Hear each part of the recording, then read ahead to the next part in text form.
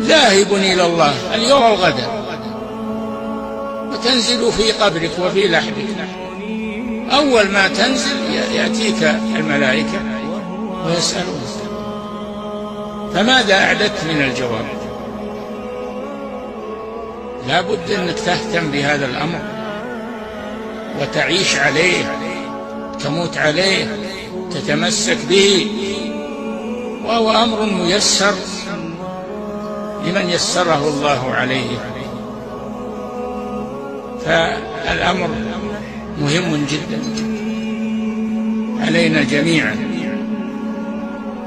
وعلى المسلمين جميعا أن يهتموا بهذه العقيدة ويتواصوا بها ويدرسوها لأولادهم وأولاد أولادهم وأولاد المسلمين.